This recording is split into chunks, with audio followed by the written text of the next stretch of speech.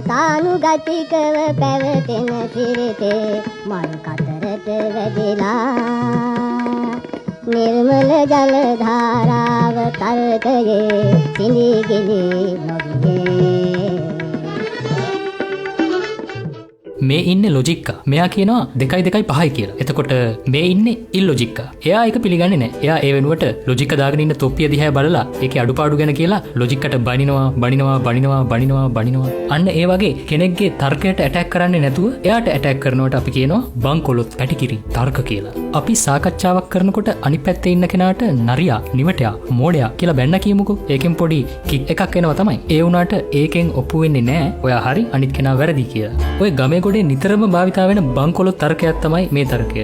ඔය යකා ගැන අපි දන්නවනේ. ඔය ඉස්සර පොල්වල් කප ඕක හිටියේ. ඕකගේ තාත්තා මෙන්න මෙහෙමයි. අම්මා මෙන්න මෙහෙමයි. අම්මට සලකපු නැති එකා ගැන මොන කතාවද? තර්කයට උත්තර දෙන්නේ නැතුව ඔය වගේ බංකොලොත් තර්ක දාන අවස්ථා ගමේ ගොඩේ ඕන තරම් තියෙනවා. බංකොලොත් තර්කවල උල්පත තමයි පාර්ලිමේන්තුව. කොයි කට්ටිය බලේ හිටියත් අනිත් පැත්තෙන් ප්‍රශ්නයක් අහපුවාම ඒකට උත්තර දෙන්නේ නැතුව ප්‍රශ්නේ අහපු අය බලේ හිටපු කාලේ කරපු වැඩ ලොට් එකක් කියලා ප්‍රශ්නේ මගාරින එක පාර්ලිමේන්තුවේ ඉන්න අයගේ සිරිත. නුවණැත්තන්ට ඒක පේන්නේ බංකොලොත් තර්කයක් කියලා. එහෙම නැත්නම් බංකොලොත් පැටිකිරි තර්කයක්. සමහර වෙලාවට අපි ගන්න තීරණවලත් මේ බංකොලොත් පැටිකිරි තර්කය තියෙනවා. ඒත් අපිට ඒක එච්චර මීටර් නැහැ. දැන් කෙනෙක් මොනවා හරි කියපුවාම එයාගේ පැටිකිරිය හොඳ නැත්නම් ඒ කියපු දේ ගැන හොයන්නේ නැතුව එයා වැරදි කියලා කලින්ම තීරණය කරන්න අපි පෙළඹෙනවා. ආන්න බංකොලොත් පැටිකිරි තර්කයක්.